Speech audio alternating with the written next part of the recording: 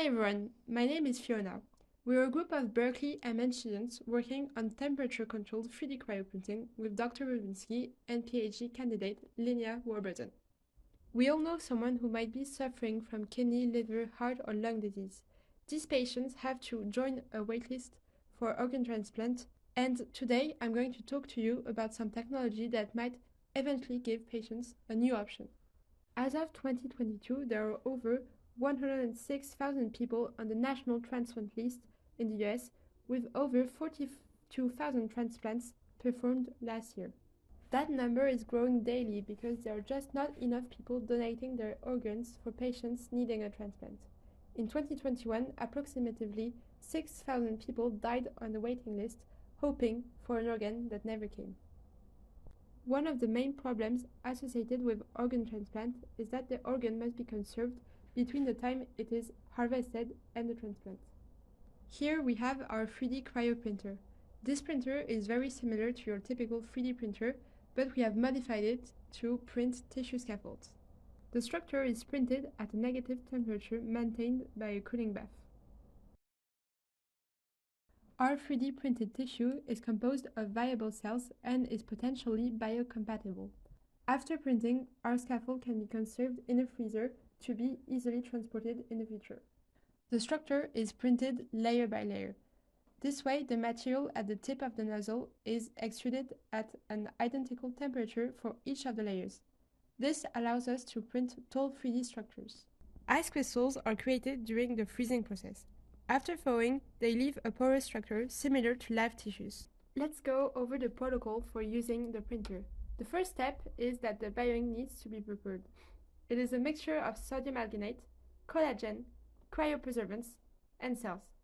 This step must be done carefully, otherwise cells might die from shear stress. Then the print plate needs to be cooled down at the right temperature. Once this is done, the structure to be printed is chosen. It can then be printed and then stored in the -80°C freezer. The first step to prepare the bioink is to make 2% sodium alginate obtained by dissolving alginate powder into cell medium with the magnetic stirrer. The solution is then placed for 24 hours in the fridge in order to eliminate eventual bubbles. The next day, we fill a syringe with 1 ml of alginate. Add in a second syringe 200 microliters of collagen and 200 microliters of DMSO.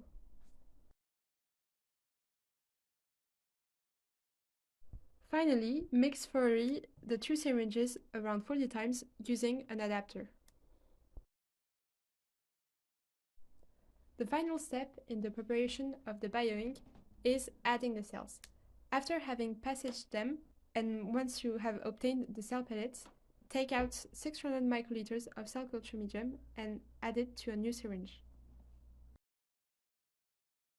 Then mix very gently this syringe with the bioink around 20 times. It is essential to go as slowly as possible, otherwise the cells would die from shear stress. The next step is setting up the cooling bath, which is a 45% ethylene glycol and water solution that is continuously circulated in a refrigerated circulator. The cooling bath is connected to the circulator using two tubes, one for filling up the bath and the other for aspirating. The flows of each of the tubes needs to be balanced in order to keep the bath at a stable level. Once the print plate is at -5 degrees, attach the syringe to the extruder, level the print plate, and calibrate its height.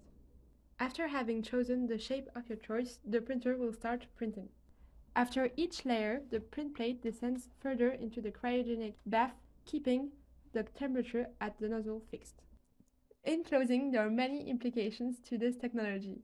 In the near future, generating 3D tissue structures will allow labs to cheaply test new drugs and study virus propagation in 3D compared to 2D. Furthermore, this technology will eventually help print new organs for patients waiting for a transplant.